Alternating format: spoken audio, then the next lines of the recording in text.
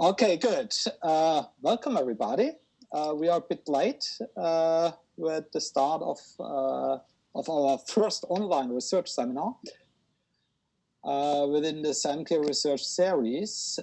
We are very happy to have Stefania Milan here. Who visited ZeMKI several times. I think we are in a quite good conversation, I think. With many research links between the things which are done by Stefania and the research which is done by the ZeMKI. I think most of you know who Stefania Milan is, professor for new media and digital culture at the University of Amsterdam.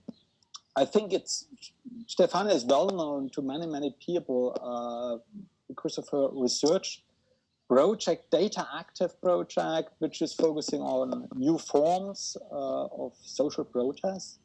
Besides that, Stefania has published many articles on the topic, framing, from my point of view, two important concepts.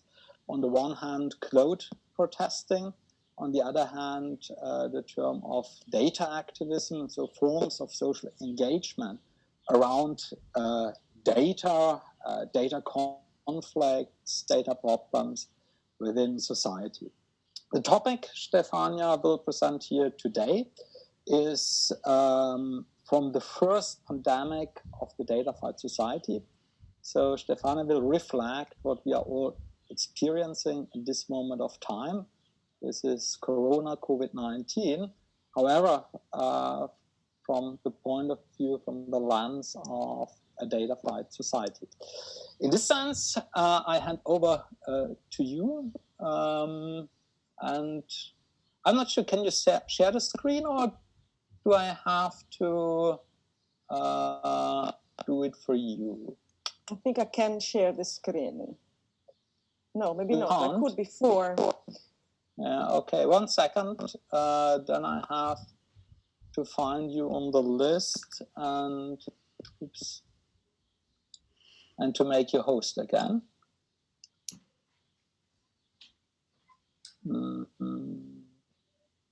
Okay, so you should be a host now and can share, hopefully. Let's see.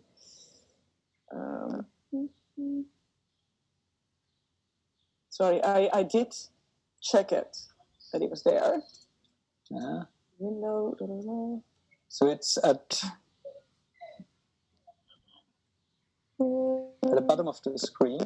If you move your cursor down. Oh, share screen, yes, sorry. All panelists, yeah. Okay, so I'm sharing the screen, hopefully. So you see probably the mess of my desktop. Do you see it? No. Yep, it's there. So from start, I will prepare a few slides for you. So first of all, can you hear me loud and clear? Or do I have to put a microphone very close to my mouth, called center style? We hear you very well. Okay, so, to ZeMKI, Andreas, and Leif in particular, for hosting this talk and allowing me to present what is in fact a number of pretty chaotic thoughts for the moment. Very much dictated by the contingent situation where I, as well as any other of you, we find ourselves. And two caveats. Well, first of all, I happen to be a bit sick today. No corona, don't worry, but I have a massive headache that not even the paracetamol, which is what we in the Netherlands like so much, has really curbed. So apologies for maybe not being extremely clear. And second point I want to make is that maybe you see in my background, this is not a fake background. I'm actually sitting for real in the sun. Not only in the sun, but also on the terrace of a houseboat here in Amsterdam. So you see a little boat right now passing by you. You maybe also hear it. But the reason why I'm here is that for many of us, it's very difficult to work from home. And I have a small office here. Our offices are closed, and my home happens to be above a playground. And today there were a couple of children's birthdays. So it was between the quiet canal with the occasional boat or the very noisy kids. So apologies for that. At least it should not rain for the rest of the afternoon. Without further ado, what I would like to share with you is, as I already mentioned, some emerging thoughts. And I'm going to take the very personal route here. As any of us have been quite hit by the pandemic, emotionally speaking, mostly, when the hell broke loose, at least for my country of origin, Italy. I was actually in Italy, I was skiing. And I managed to escape right in time. But then I had already when I got to the Netherlands, I had to self-quarantine. I was allowed to go teach for some reason. So for me, it started very early in the second half of February. And it did trigger a lot of emotional dimensions, let's say. Meaning, I have aging parents, like a lot of us. They were far away. Easy passport or to make it easy to move around, but I could not, be there to help. They were also in one of the red zones of the pandemic. I'm in a country where I don't know how much you follow the local debate. Probably has not reached Germany or the countries where you are at the moment, but where there is a debate concerning, for example, so-called Eurobonds. So whether, for example, countries that can borrow money at lower cost can do so on behalf of countries in Southern Europe in particular, where on the one hand, more severely hit by the pandemic or earlier, if you want, but also that have much worse situation when it comes to public debt. And this has triggered a number of not very welcoming towards people from Southern Europe here locally. But of course, I'm very well aware that I'm still a very lucky migrant, right? So, being from Italy, in Italy, was following the public debate there was the big question of what do we do with all our, produce, especially in the south, which, are collected. I mean, farm work, the agri-food sector is very much based, unfortunately, in Italy on literally slavery. Illegal migrants, often what they are called illegal migrants, undocumented migrants, in fact, that all of a sudden couldn't be there. If they were there, they were not visible to, for example, the COVID count. So this takes really taking this down the personal route to explain why, my reaction was actually to start writing. And in order to start writing and thinking, and this is what I want to share with you today, this is what I wrote so far. I did it with colleagues, mostly, to feel all alone, in our very lonely world, working from home, but also because, I really wanted to use this time to learn from learn with others. So what I'm sharing with you is really the product of many conversations with a number of people, in particular with many others as well, but I would like in particular to name Filippo Di Salvo from the University of Italian Switzerland in Lugano, with whom I'm working on the Italian case, but also we wrote very early on a piece which appeared only in Italian, but we have translated into English, which is called, which refers to the first pandemic of the Datafied society. I'm going to talk about that text in a minute. As I said, for the moment, it's only available in Italian, but we hope to publish it elsewhere very soon. Secondly, Emiliano Trera, from Cardiff University Data Justice Lab, with whom I wrote on COVID seen from the margins. And we were joined in this effort by Silvia Masiero from Loughborough University. She might not be very known to you because she comes from development studies, but we thought that we also needed that type of interaction to reflect on what it means to think about the consequences, the social consequences of the pandemic from the perspective of communities and individuals at the margins, the global south, but not only. And I'm going to also offer some thoughts on that. And then finally, I'm also going to refer to another piece of writing that appeared, in this case, on Open Democracy, co-authored with Annalisa Pelizza and Jure Lausberg from the University of Bologna, from here in the Netherlands.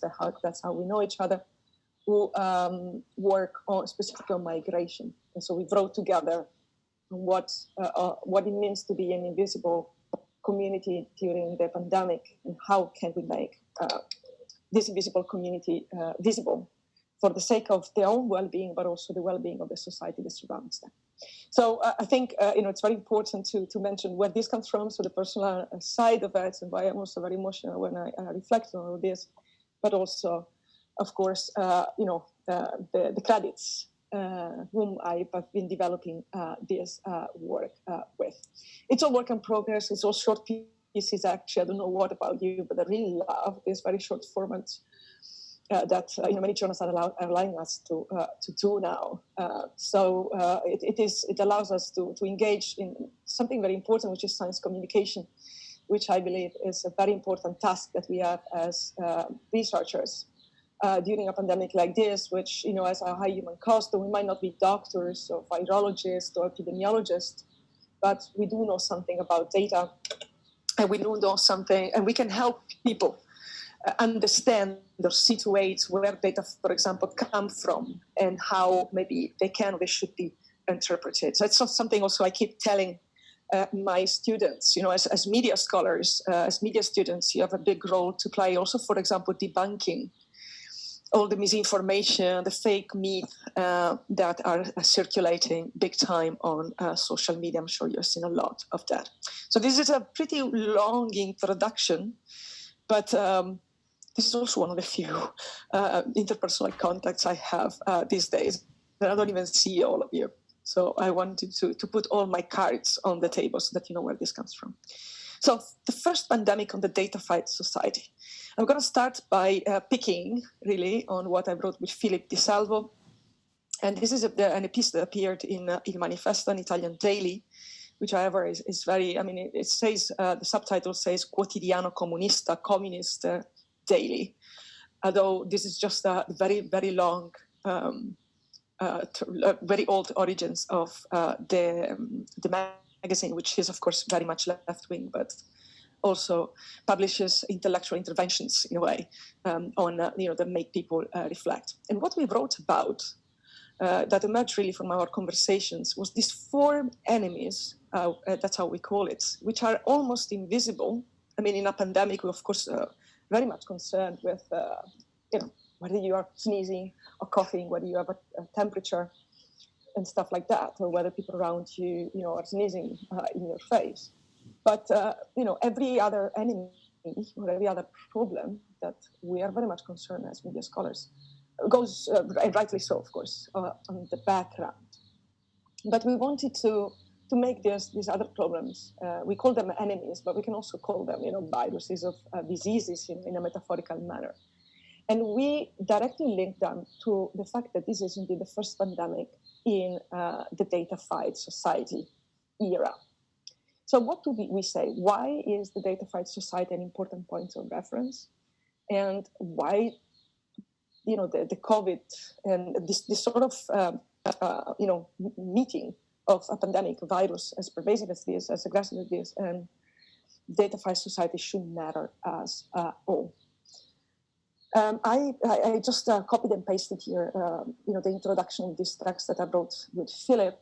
And what we said is that this is really the first pandemic to emerge in such a wide scale, on such a grave fashion, in an advanced phase of what we might call the Datafied society. And this is really a turning point for us, because in a way, the pandemic makes emerge very brutally, let's call them horror scenarios or problematic situations that we had only imagined, that maybe Black Mirror, the TV series, had imagined, or some science fiction scenarios, or particularly gloomy readings or interpretations of the Datafied society had imagined. So, the lockdown has made that emerge in a way. And according, with the lockdown came the fact that, of course, it's difficult for people to keep saying, in a way, so to engage in behaviors like digital vigilantism that maybe they would not have had the time simply to engage with in normal times. But our perspective on this is to note how essentially, the pandemic is comparable to another very, very difficult moment in the recent history of our world, of our society, which is 2000.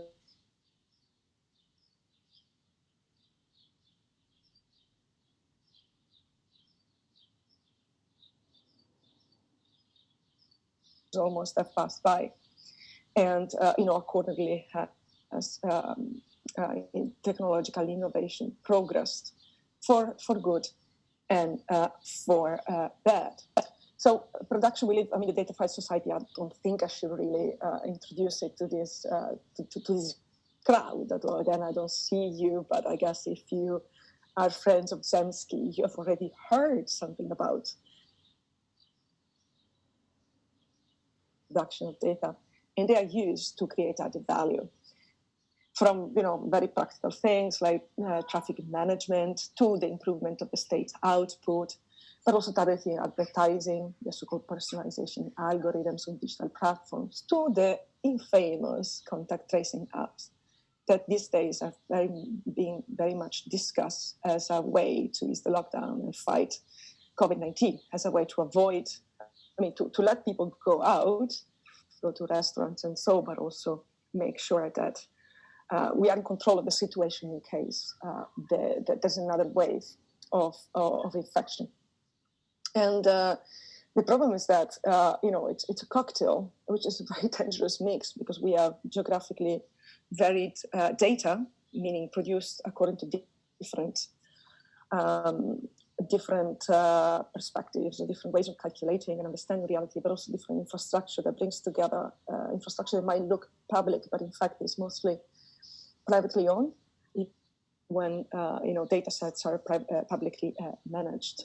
And then, of course, the state. And in the state, there's a large amount of task forces which are not democratically elected, but they are made of experts and technocrats, past parliaments and ministries and school boards and you name it.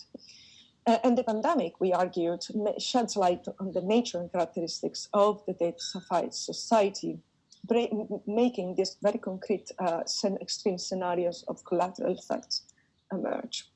So which are the four enemies that we think, together with Philip, I think, we need to give adequate consideration of? And then we claim in the article, which is a bit long, it's like almost 4,000 words, we conclude by saying that we should really try the society to create antibodies. So we go, of course, with the metaphor that is that it might be difficult in the short run to create antibodies against these enemies, these side diseases in a way. But it is a task of a society to do exactly these. And these four enemies are unquestioning positivism, the information disorder, digital vigilantism, and the normalization of surveillance. I briefly go over them. I guess the taglines already, mean a lot to you. So I'm not going to spend too much time on each of them. But I think what is interesting is to look at them as different sides of the same problem, which is, pandemic meets data problem. And not only meets data, but meets all the possibilities that the data offer, and meets also, very scared people. And even more scared policymakers who simply do not want to, be remembered by history as those that have killed half of their population. So in the confusion, solutions are tested a bit randomly, probably. So first enemy, the unquestioning positivism. What do we mean by that? Well, the pandemic in itself is all about numbers. If you follow the news regularly, I'm sure you have had, especially in the first weeks of the pandemic, we have all been there very anxiously waiting for the daily report, about the increase of the death, how many new people have been tested positive, how many people have been tested, what's the level, the percentage of occupancy of the intensive care units, and then, of course, also the commensuration. Me comparing, for example, Italy with Germany, and discovering that Italy has or also the Netherlands have a dramatically lower number compared to Germany of intensive care units. And then, the States there tries to fix it, tries to create extra units. And then this you only discover often through commensuration. So the pandemic in itself is about big numbers, and also, it's about counting.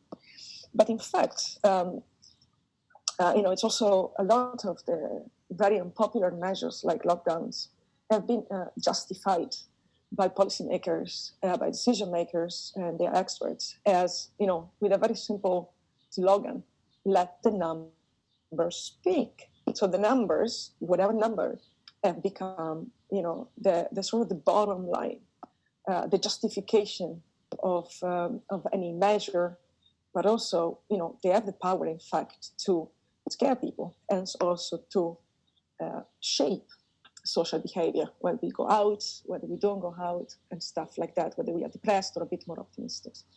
Now, the problem is, and that's the unquestioning part of positivism, is that we tend to believe statistics and numbers. We tend to take them at face value, and we tend to believe them much more than we believe, values or value-based analysis or of decisions. And this dates back to, it's not new. It is widely studied in philosophy of science as well, but not only, also science and technology studies in many other fields, also critical data studies, which is the sort of emerging field I feel myself part of, or I want to contribute. Josep van Dijk, although she was not the first one, but she put it down very nicely, wrote a very nice article, I believe it was a Surveillance and Society journal, on dataism, so our love for, but also belief in numbers. But if you want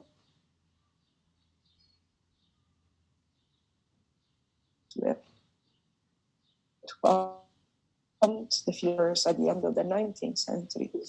And positivism back then was really presented as a solution to, an overtly emotional approach to science and the world. Now, in a way, when I started thinking about this, I was like, hey, finally people believe in science. Finally people believe in numbers. In a time in which, I don't know what about your country situation, but I'm a close observer of Italy, and in Italy there's been an anti-vaccine mobilization, pretty big, and also an anti-science movement. Maybe not sociologically speaking movements, but anti-science campaigns, anti-science heroes that really found fertile ground and terrain on social media. So in a way, at first I was like, hey, finally we believe in numbers a little longer, a little more. And we believe not only in numbers, but we also believe on technocrats. But the problem is that if you start looking at numbers a bit more closely, is that most of the numbers were decontextualized, often not comparable with each other, because different regions in Italy, for example, I'm talking about Italy because it is the case I'm the best, but different regions counting differently.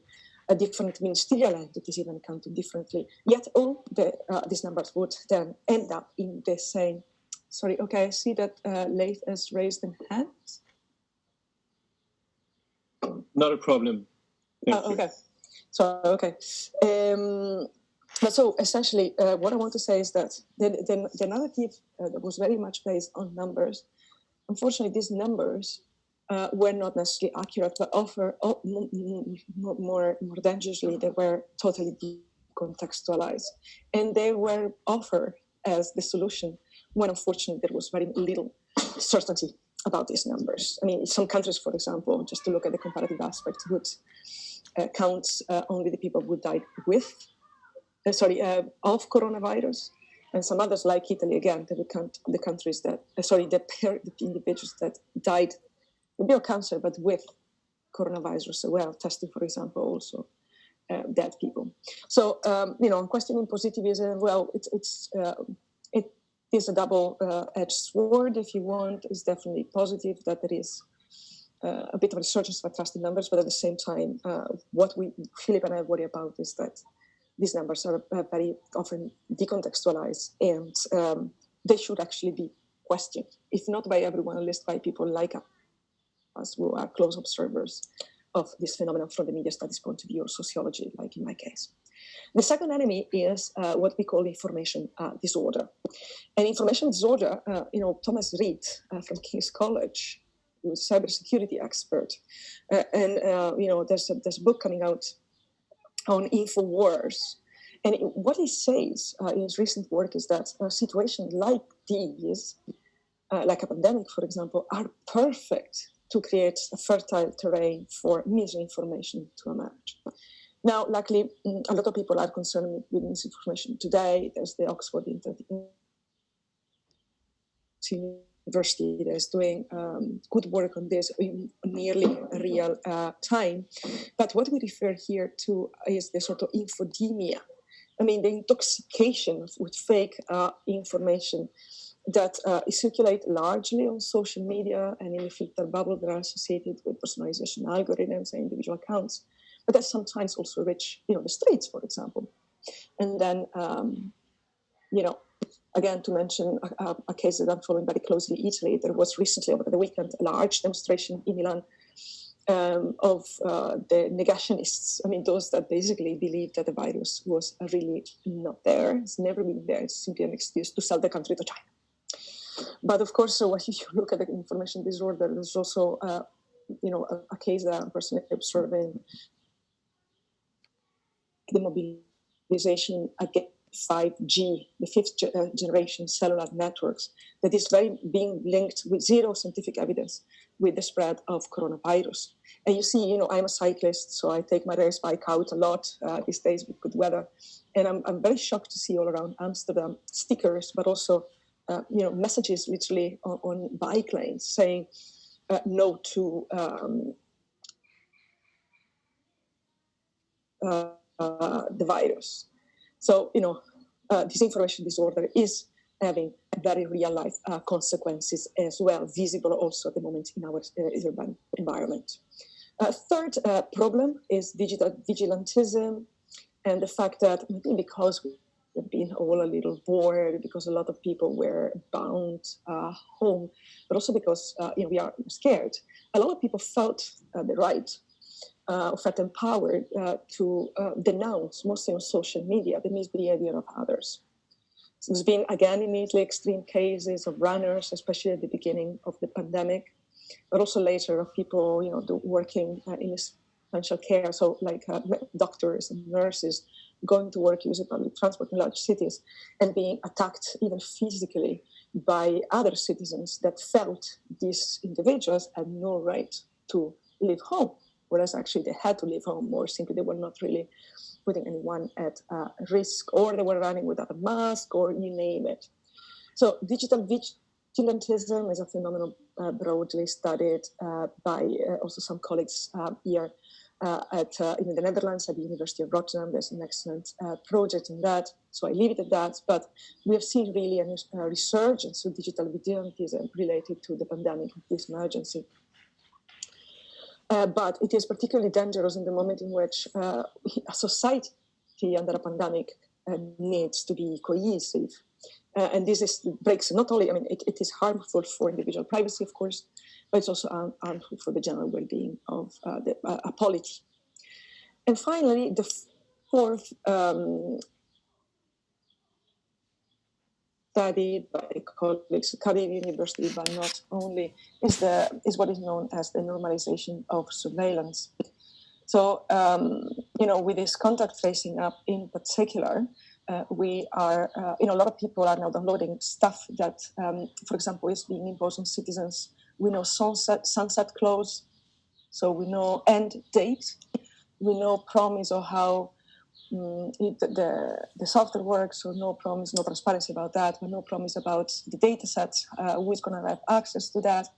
Right before, as I was preparing this talk, I noticed on Twitter a report from the US about contact tracing information, and I haven't had the time to read it. I just retweeted it very quickly and mark it for reading it tonight, but about the fact that information used for supposedly contact tracing that being used to surveil and repress protesters. So this is a very extreme case, but this raised a lot of privacy issues. Last night in the Netherlands, they just opened the restaurants. Last night, I was very happy to go out to a local place, also to support this very tiny restaurant that has recently opened, and before the pandemic, in fact, and so must be in a sort of economic constraint situation. And I was asked to give my contact details. And when I refused, especially when I asked, so why? And they said, oh yeah, for the pandemic. So where do you keep them? And I was told, in the computer, literally. And with access to this stuff, no information. So you understand that, of course, like if you have, the students that work as waitresses, it's not their fault not to know much. But I'm gathering some information about this. It looks pretty scary because there's no, in fact, any top-down obligation in this respect. But, people, when they're scared and they don't want to be blamed for something, they try their own solutions. And this is very dangerous for privacy. And I'm afraid that the General Data Protection Regulation can little in this complete chaos. So this is what we were working with Philip Di Salvo. So if there are no questions, as I mentioned, we also had, we elaborated a little bit on our piece on the antibodies, and the antibody number 1, which is unfortunately not something that can happen by magic like this, refers to data literacy, which is a variation of digital literacy. And we believe that this is something that needs to be taken care of by state institution, educational institution on the short but also long-term run. So we need basically more informed citizens that then are also able to understand, the information they receive in social media during a chaotic situation like this. Then I would like to quickly try to take you to another initiative, which also, in fact, stands out as an invitation. I would like to extend this as an invitation to you. So this is a piece I wrote with Emiliano Trere, with Cardiff University, a long-term co-author of mine. We together have founded, have launched the Big Data from the South Research Initiative in 2017, which is an initiative that is oriented to understand datification and surveillance from a Southern perspective, from the epistemology of the South perspective. When we mention South here, it's not just the global South. It includes, of course, the global South, but it's also a South which is not geographically defined. So by South, we also refer to the margins. So all the situations of inequality, injustice, poverty, exclusion, but also alterity, creativity, solidarity at the bottom, resistance, and all of that. So it should not be a surprise if then we also started asking ourselves, hey, this is a pandemic that is very much based on narrating numbers, but there's a number of realities that are really invisible in the pandemic, or nearly invisible. So what happens? What are the consequences of this? So we wrote this short piece that has been published simultaneously by Open Democracy and the blog Data and Policy. And I probably have to go back here with the microphone closer to my face because some neighbors here are entering themselves cutting grass. Sorry about that. I hope it's not a problem. So we wanted to reflect on the widening data divide that affected the global South. So this was the first piece. Now we're working on 2 other smaller pieces. This is something we wrote there, and then I'm going to take you to the second. The third is still in the working. So what we wanted to reflect on is this widening data gaps, data divided, but also the fact that as critical data studies have told us, numbers are really deeply ingrained in their socioeconomic and political geography. And while the virus might follow distinct diffusion core curves, and different countries and different institutions might count differently, and all of this is often not made apparent, what gets counted exists, and what does not get counted is forgotten, not only by state policy, but also by our own individual ability to care, to donate, for example, to participate in relief efforts. So numbers are really the conditions of existence of the problem and of a country in a given social reality and the global map of concerns. And so here we reflected on what it means from the global South, the fact that, for example, in a lot of the global South countries, testing capacity is very limited. or let alone healthcare, I mean, like South Sudan, for example, the sub-Saharan Africa is one of the really very bad, potentially bad situations because there's no actually, healthcare provider able to upfront, to provide solutions or care for the numbers that go along with a pandemic. Luckily, in the meantime, since we wrote this piece, I found out recently that, for example, at the start of the pandemic, and these are numbers from the World Health Organization, only 2 countries in Africa had the testing capacity to actually literally test for the virus, so identify the virus in the first place. Now, if I remember correctly, last time I checked, 40 countries at this capacity, so which is a very steep increase in a very short time of about 2 months. So maybe there's a little bit of hope there, but it's very important as media scholars, given we are not really able to provide any help with testing in the medical sense, to reflect on what it means and what are the consequences. And that's what Emiliano and I did or tried to do in a piece that is forthcoming from Social Media and Society, the journal. We'll publish sometime soon a special section with short contribution I realize I like so much on COVID from the perspective of course, media studies. And we wrote a short piece called The Rise of the Data Poor, the COVID pandemic seen from the margins. And here the margins are, again, what I identified with the South, so all the situations of inequality, invisibility, and poverty that we are surrounded by. I mean, and we're not just talking about the global South, but we're also talking about the many poverties that exist as forms of inequality that exist very close to home. Think about gig workers. A lot of them are migrants, right? All the delivery food boys are mostly migrants. We're talking about sex workers, who with the exclusion maybe of the countries where sex work is actually legalized or recognized as a normal profession, they could not exercise it, but they were also forgotten completely by the state, so they were not offered any income of any kind. We're talking about undocumented migrants, but we're also talking, for example, about victims of domestic violence and gender violence that simply disappeared from the news these days, maybe, or they only appear when, unfortunately, a woman or yet another woman is killed. But we also talk about children who are part of impoverished families and who all of a sudden have to go online with their school, and they simply don't have enough devices.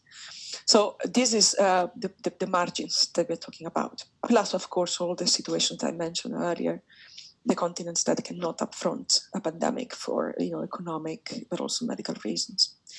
And in this short article, we identify, so this is a bit of a sneak preview, 2 types of data gaps. One, well, we say basically that if numbers are the core of the COVID problem, this is a refrain that, as you have known, this is an obsession of mine. We should really pay attention and give careful consideration to who is represented in the numbers and who is not. And now we know very well that data gaps are a known problem of the Datafied society. So there's nothing new in a way. But what we want to bring up here are 2 types of data poverty. One, the data poverty in low-income countries, so the fact that low-income countries simply do not exist in the emergency map or in the pandemic map, or not as much as they should, because they don't have testing capacity or statistic capacity, so they don't even have control over their own population. But it's very normal. People are not registered in many countries, or not as many as, not all of them. And then also another form of poverty, which is data poverty, is a form of visibility. And I tell you something more about what we call data poverty. So we do believe that this type of data poverty, which is, so Boyd and Crawford in 2012 wrote a very popular article, which I think was published in the, actually I don't remember, I think in the International Journal of Communication on Big Data and Society. And in this very, very brilliant text, they identify a number of questions for big data, as they call it then. And they also, among these, try to shed light, actually they did it very well, on the data poor as a position to the data rich. They're not the only ones who wrote about that. Andreyevich, for example, also wrote about the big data divide, just to name some of the most popular writers of our field. But we want actually to draw attention in this case to a slight variation of this data poverty. So if Andreyevich said, well, data poverty is, no, he actually didn't say data poverty, but he said data divide has to do with digital divide, in a way. So the addition of the digital divide. That's also something that Boyd and Crawford said, or actually Andreyevich also added the layer of being able to participate in the big data society versus not being able to participate. The data poverty that you identified in relation to this pandemic is one that is really an essential sine qua non condition of existence. So it's not a matter of data exploitation, or not solely. And here I would like to cite Zuboff in her excellent book big book on surveillance capitalism, but also, the work, more recent work of Colby Mejias. Here I cited the article, but also they wrote a book about that, on data colonialism. But this data poverty is about the essence. It goes to the bottom of what it means to be human.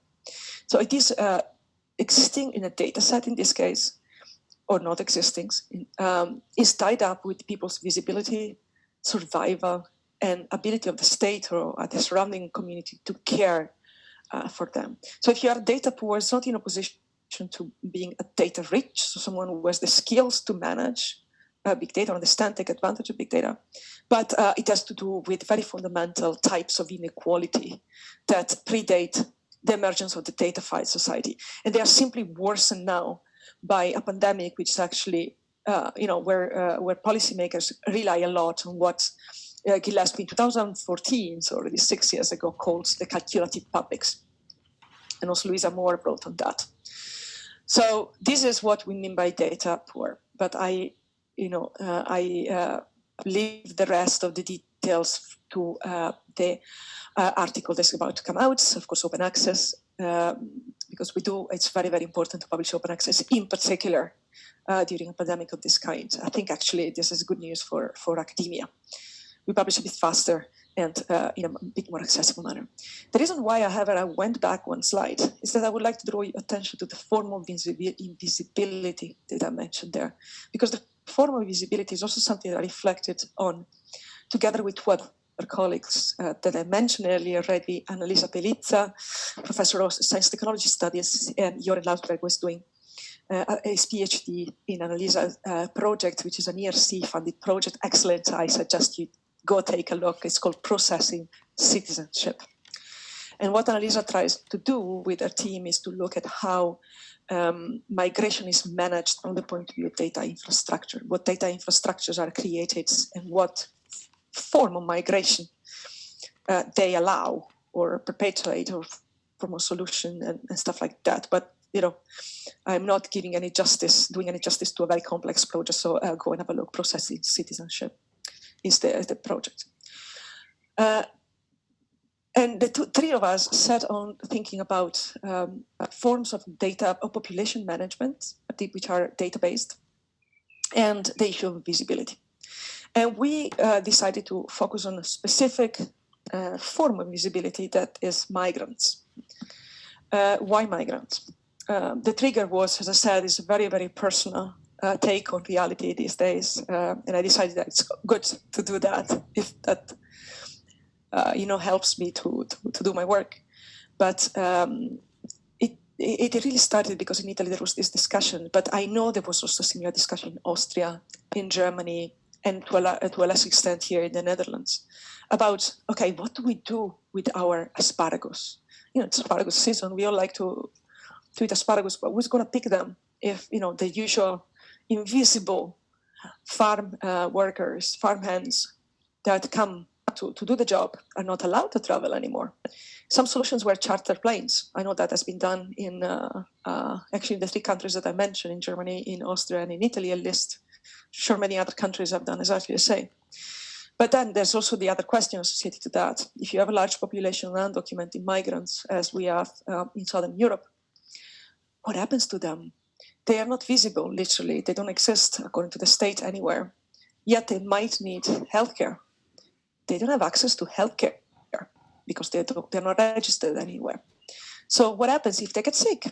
And what happens when, many of them, as it happened, for example, in Serbia or along the Balkan route, they live in overcrowded camps where they're forced to stay. And they're called detention camps in our imagination. In fact, they're called another name, but they are really open-air prisons. These are not exactly, there's no way to contain the disease there. If it spreads, it's a situation similar to prisons. And so we decided to look at this. And we wrote this very extended piece on making migrants visible. And so essentially what we try to say there is to drive attention to how dangerous invisibility is, but also to make a very concrete policy proposal as to how you can make these populations visible in a way that, and this is a very important point, is not only beneficial to actually the migrants themselves, which was our primary concern, but also to the surrounding communities, which was our way of selling a very unpopular measure otherwise. As it happens, our article was translated in Italian as well and published in a very important Italian magazine, exactly in the same day in which there was a reform made, a very tiny measure that makes migrants visible for 6 months in Italy. Not an ideal situation also because it considers migrants as hands to work and doesn't give them any rights, really corners them in their function of helpers, caretakers, or farm workers, but doesn't really see them as people who also need to live or exist at the expiration date of the 6 months. But it's a start, and it is happening. So, but our consideration, which relates, of course, to data, relates to the fact of these data sets. How do you make it visible? Among the many things that we observe is that at the moment, with the hotspot approach, what happens is that and in fact, my colleagues Annalisa and Joren are the most entitled to speak about migration because it's their topic, but I'm going to try to represent our point here, is that they, so the data sets they're used in the hotspot European approach. So the hotspots are these camps, in a way, where migrants entering the European Union get screened, but also get inputted in a computer. And in the past, this was this was oriented to healthcare, and now instead it's all targeting the need of security and national security and security of the European Union, and no longer healthcare of the migrants themselves. So we suggest to return to a focus on healthcare, but also we suggest to insert sunset clause, so to make sure that there is the data are only kept to a certain amount of time, and they're only used. Also, there's a mission statement that does not allow mission creep, meaning they're not allowed the same repression that I mentioned earlier about the protesters in the US. So data collected for one purpose being used the later point in history. So we make some proposals also grounding the GDPR, the General Data Protection Regulation, about what we call just counting. And I guess I've already spoken way to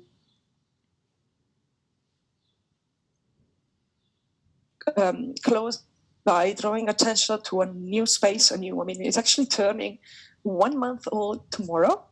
And I believe to date we have published 16 blog entries already. So what is this? It's called COVID from the Margins.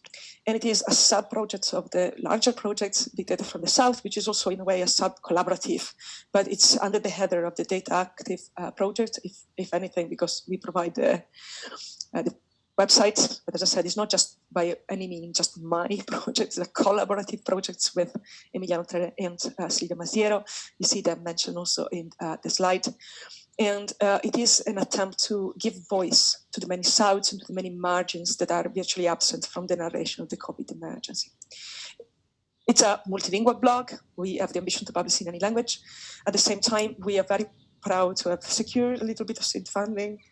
We're looking for more. We're also looking for partnerships, but we are able to pay for authors who are in need a small contributors fee, which is something that others, like Medium or Democracy cannot do. Of course, people in need, I mentioned, there are people from the Global South, or, for example, students, unemployment, people in unemployment situation, casual workers, you name them. We just have to raise their case with us, and we are able to pay them a little bit, a fee. And we also help them, especially the youngest contributors, to make their narrative, their story emerge in case it needs editing.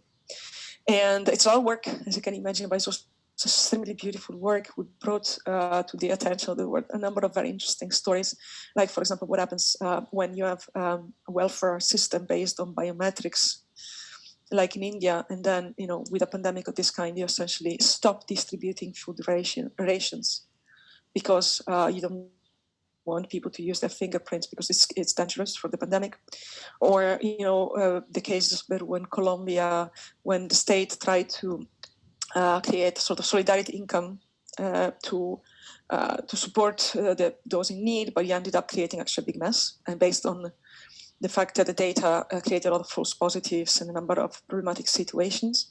And I'm very happy that today, so we try to publish 3 articles a week, on Monday, Wednesday, and Friday. And today we just published, you see the screen there, the screenshot at the bottom, an article by Silvio Weisbord and Maria Soledad Segura on COVID-19 pandemic and biopolitics in Latin America. But the invitation really goes out to all of you and everyone whom you think might have an interesting story to share, to come forward and send it to us, and we will see to its publication. And there's also information about how to contribute both in English and in Spanish, but we tried, so we have the capacity to edit in many more languages, including Chinese. And if not, we're going to look for the possibility of editing in your language of preference. So please contribute. There's a lot to say. And I don't even know, I lost track of time. I've spoken for almost an hour. So I promised to speak for far less, but I hope that you're still there, and I'm happy to answer any question.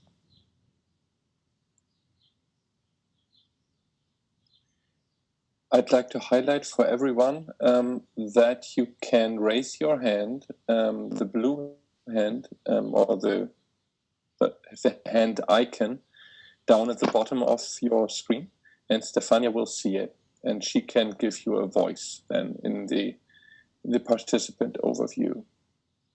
So what I'm going to try is to stop sharing my screen. Yeah, okay. And then you can look at Stefania on the right side, and if somebody raises their hand, you can click on them. It's also possible to ask questions down at the bottom in the F&A or FAQ section, but I think we prefer... Okay, there's a Lukasz Pfeiffer. Stefania, do you see it? No. Lukasz Pfeiffer? No, no, I don't. You can make me host again, and I can... yes. Yeah? Okay. I will try to make you host again. Just a second.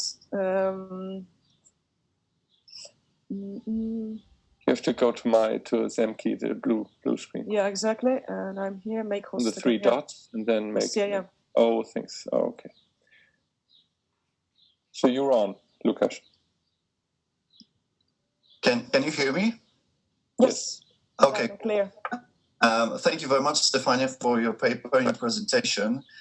What I found really interesting for me are the 4 enemies you described, which is for me a very smart way of describing the important things concerning virus and how the society reacts on that. And where 3 of those enemies are pretty clear for me, I didn't really get what you mean by digital vigilantism. And I was wondering if you could elaborate more on that. That would be very lovely. Thank you. Thank you very much, Lukasz. I'm happy you like our own characterization, which I repeat was done with my colleague Philip. So digital vigilantism it's a known phenomenon from the 70s, in fact. So for the digital times, in fact. And then it was, also transposed to the digital society, if you want, to the datafied society. Vigilantism refers to the phenomenon by which ordinary citizens, so people like me, you, were not, police forces, assume for themselves a control function of some sort. For example, to give the example of the Italian situation, I sit in the solitude of my home, typically probably very bored because I'm not working or something. And from the window, I see people, going around. And it is the lockdown time. The lockdown in Italy was actually very severe. And it was very long for the poor people there. And but of course, there were certain categories of people who had the chance to go out, or were allowed to go out, or could go out, or had to go out. But, if you observe them from the window, you'd actually see why they're going out, or whether they are, fire brigade worker or something, or a doctor, or simply they can go out.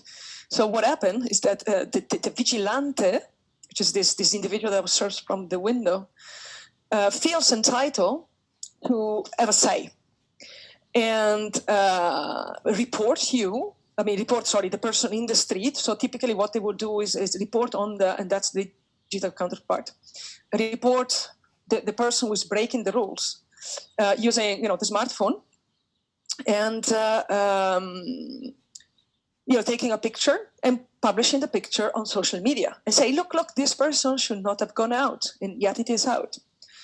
A similar situation, again, from Italy, horror stories, people taking a little run. At the beginning, it was unclear. The state, the government gave some very confusing information at first, so people were running. But then, the vigilante would then stop these people running, and one of them was even hit in the face with actually hit on the face, physically harassed, because this person, the vigilante, the self-appointed controller of the morality and of the observation of the lockdown, had decided that this was countering the rules, but also the well-being of society. So the vigilantes are precisely these people who take for themselves an authority that they don't have, and then try to intervene. Reporting, or even, as in the case of the physical punishment, punishing the behaviors that they think are wrong. And digital vigilantism is the digital has found fertile terrain on social media, of course, because it's very easy, again, in the solitude of your home, to complain about people that you just took a picture from afar, and probably feel good about that. There's, of course, a social psychological dimension there as well.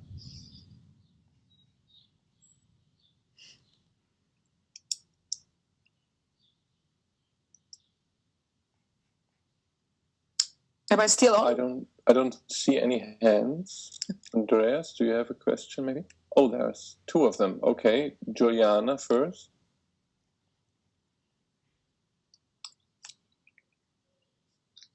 Go ahead. Hi, everyone. Thank you, Stefania, for your talk. I would like to bring up one of the sort of big critiques that the study of data and big data in society that keeps coming up in conversations I have, and that it is very much sort of a big macro perspective that sometimes sort of lacks the more embodied, nuanced, individual-based, maybe even qualitative insights of other media and communication research. And I was wondering what sort of rebuttal you had for that.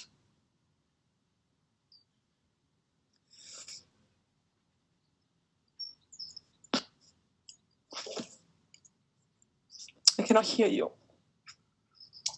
I don't know what about the others, but I missed a good portion of Juliana's... Okay, Juliana, can you do it again? I could hear you very well, but maybe the connection is not very good. Can you just repeat, Juliana, please? Yeah, sure. I was talking about the critique that a lot of colleagues offer sometimes about data and big data scholarship in particular, and that is that it often lacks the sort of embodied, individualized, more qualitative insights. It can be very much a macro critique or perspective, and I was wondering what sort of rebuttal you had for that. Yeah, thank you very much. See you here, but I don't see anyone. But yeah, so this is a very, very interesting point that you raise, and it is also in a way the subtle criticism that we try to address throughout. These pieces of work that I co-author, and I'm still co-authoring with the colleagues that I mentioned. So what we were trying to do was really to bring the entire discussion of the Datafied society and big data and what's not away from societal benefit or this very abstract notion of what's good for the people, and into trying to understand the nitty-gritty, really, the specifics, the very individual consequences that this might have on at the almost grassroots level, at the level of the people who find themselves going through all of this. And that's why the big data from the South project dedicated to COVID, the COVID from the Margins blog, tries to publish reflections on the human-centric consequences of all of this. And of course, it's difficult to negotiate. These days it's a bit difficult to do field work unless you do field work in variably openly in social media groups. And this concerns in particular my interest at the moment for 5G conspiracy theories.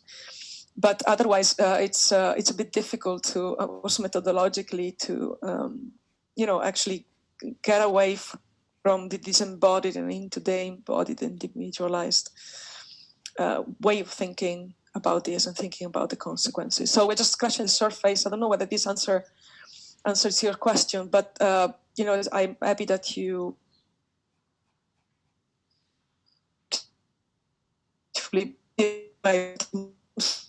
although I failed entirely to mention it and express it so nicely. Thank you. Okay, we have Sigrid. Hi, Stefania. Can you hear me? Yes, I can. And also nice to see you. Hi, nice to see you, and thank you very much for this very interesting presentation. I would like to pose a question regarding the last part of the presentation regarding the data activism. And you introduced the blog, the COVID-19 from the Margins, as kind of data activism. And I would like to know about your perception of data activism in the current crisis and the pandemic. So you told us a lot about what's happening in the Datafied society regarding surveillance, for example, data collection. But how do you perceive data activists at the moment? What's happening actually, especially regarding to the distinction that you did before in your projects, distinguishing between proactive and reactive data activism? Would you say there's happening a lot, either on one side of these activism? Thanks for that. Thank you very much, Sigrid, for the super interesting question. Funnily enough, well before this pandemic, I was already writing on the future of data activism, and little did I know that my notes on that were to be made completely irrelevant, or to a large extent irrelevant, because of the pandemic. So I have to say this is a very important question, but one that I have not yet. So I just tell you in a very unstructured manner my thoughts, which are a little bit, but everything literally that I share with you is what bubbles under the surface, more than really thoughts that are beautifully organized. So, I mean, for me, and also I know that Sigrid, you have wrote about that also recently, about people who are, what data activists are those who are trying to make sense of, let's say, big data or the Datafied society, both in terms of risks and possibilities for their surrounding community, so for society at large. Back in the beginning of my interest for data activism, I wrote with Lonneke van der Velde an article entitled The Alternative Epistemologies of Data Activism. And that's where I would like to go, meaning in similar way in which I tell my students, hey, you're media scholars, and I tell myself, and to our community that we're media scholars, therefore we should play an active role in science communication these days to help also people who might be less, might have less privilege in terms of time to think about these things, to help them and understand what's going on. And I'm thinking in particular about the contact tracing app and the risk of privacy, for example, just to be very, very concrete. In a similar manner, data activists are those who are empowered, who have the ability, have the network, have the skills, have the technology to make sense of the risks of the Datafied society during a pandemic. So, as they are producers of alternative epistemologies, of alternative readings of reality, but also alternative interpretations of technology and of data and data collection mechanisms. So what do I see? Again, my point of view is still relative. It's very granular because it's based on interpersonal contacts more than a full-fledged, an actual, representative sample of anything. But what I see is a number of people that are what I call reactive data activists, so those that are concerned about the negative effects of Datafied society, like surveillance, for example, and try to counteract it, try to resist it, try to work against it. So I see these people in the same manner in which they were acting before. I see them very, very active these days, trying to intervene, especially on social media. So maybe not necessarily with data activist means, so typical repertoires of action, but making their voice heard in the interpretation of, again, the app, the contact tracing app, or that discussion. So I see a lot of the people that we interviewed as part of the Data Active project being very vocal. I'm part of Telegram groups, that do exactly that. So I see them extremely active and extremely attentive and extremely perceptive to what happens around them. In terms of proactive data activism, I've seen also something, for example, hackathons try to do too many things in particular. One, try to develop alternatives to contact tracing apps. So alternatives that are a bit more privacy respecting and stuff like that. But also we have seen them beautifully trying to create medical devices. You probably have noticed the mask. So the mask created to help people who need oxygen support. And this mask being created from one of the Decathlon, and I don't want to advertise Decathlon, but you know what I'm talking about, face masks to go underwater, just to go to do snorkeling.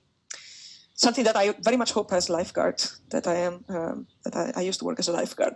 I hope they disappear from the market because they're very dangerous, but it might be indeed useful for in COVID times, although I'm not being a doctor, I cannot judge that. So we have seen a number of data activists hacking away in a way, trying to find also practical solutions to medical problems. I've also seen a lot of pushback. I've seen a number of doctors, epidemiologists saying, hey, instead of wasting your time in creating devices that have no value, just donate instead. But I do believe that it's important also to engage in those type of activities. We might call them or not call them data activists, as they variably, act on data proper, but it is exactly the same attitude, the same proactive attitude, trying to find solutions and trying to intervene in society using knowledge. I hope this answers your question. But that's definitely something I need to think about. Thank you. So, there's another question, Stephanie.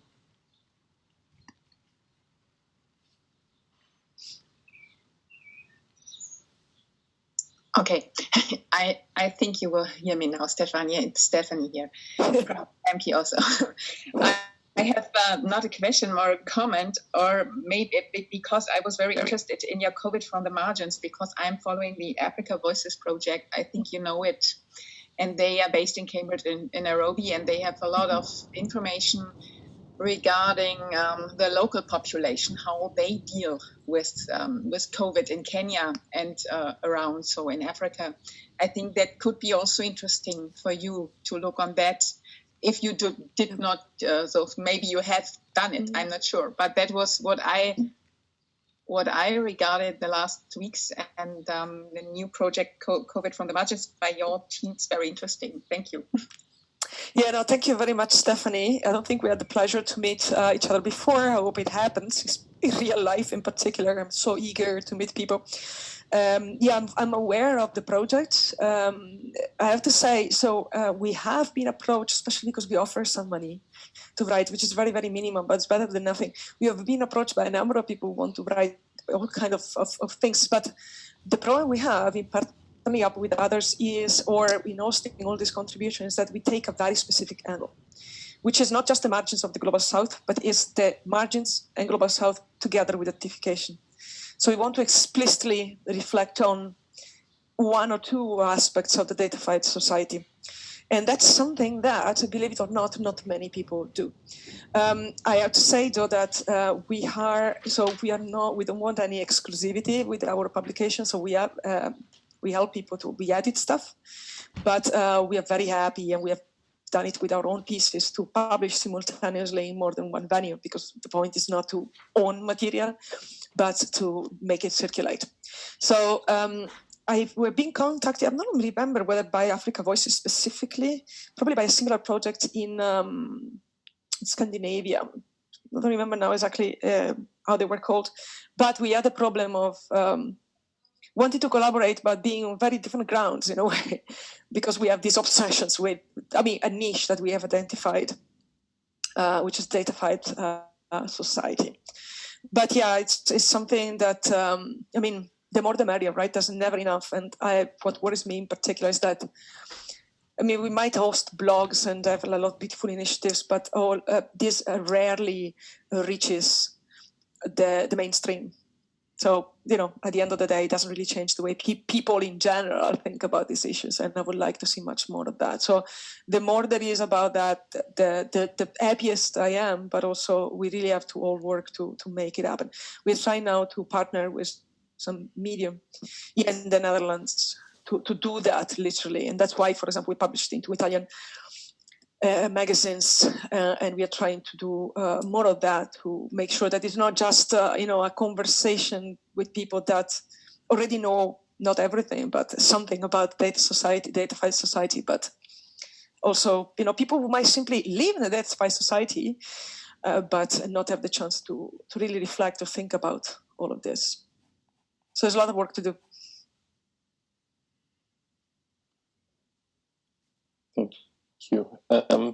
So if there is no other question, I think Andreas has a comment or some words. I will make you the host so you can share your screen, or we can see you.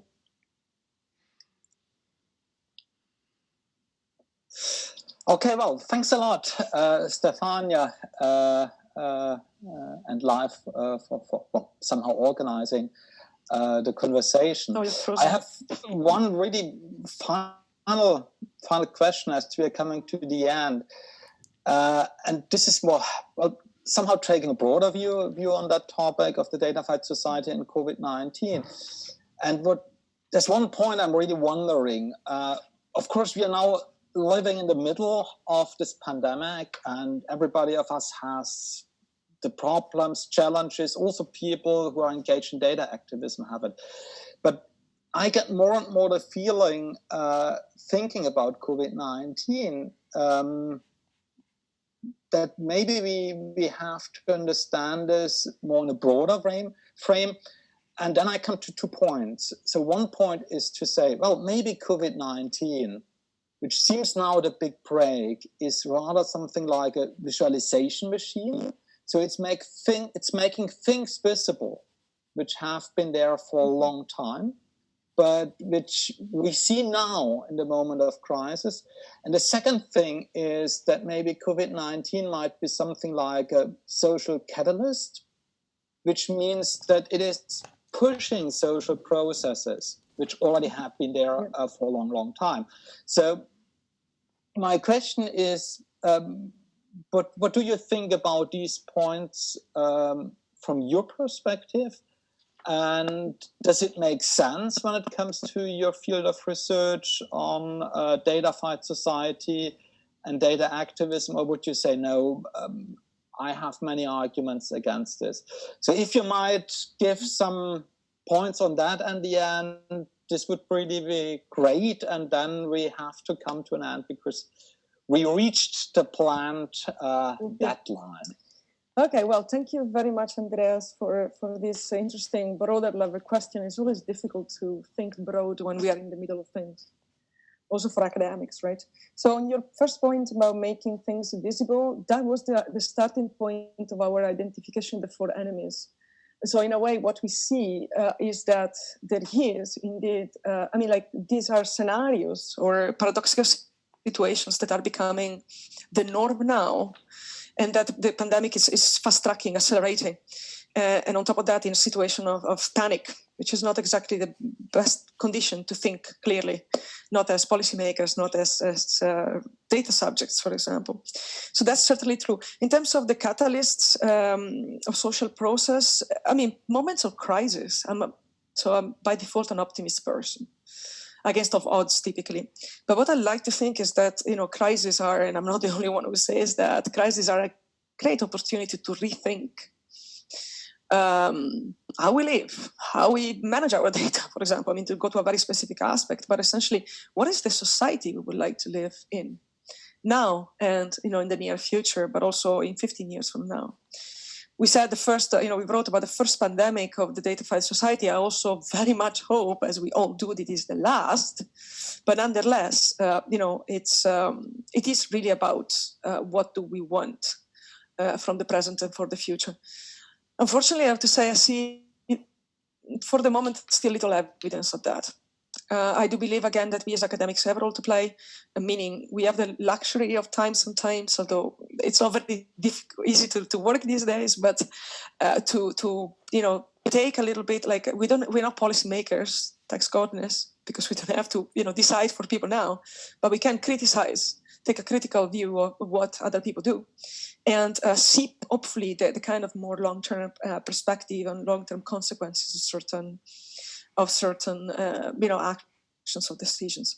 So I would like to conclude with again, it's an semi-optimist perspective, meaning there's more work that needs to be done, but we have a role to play into trying to imagine a better future for the point of view of the digital society, the data society, because that's what we can speak about.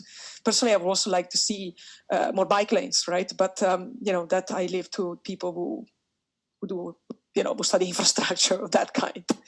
So it's a lot of work for all of us. Okay, well, thanks a lot. It was a great start in our online series of the ZeMKI Research Seminar. So to everybody in the audience, we will continue. So stay in contact with us. There are many, many interesting presentations this summer semester. And thank you very much, Stefania. It was great to have you here. Oh, wow. You cannot be more Amsterdam than this. Absolutely right. Okay. Have a good evening, everyone. Thanks a lot. Bye-bye. Bye.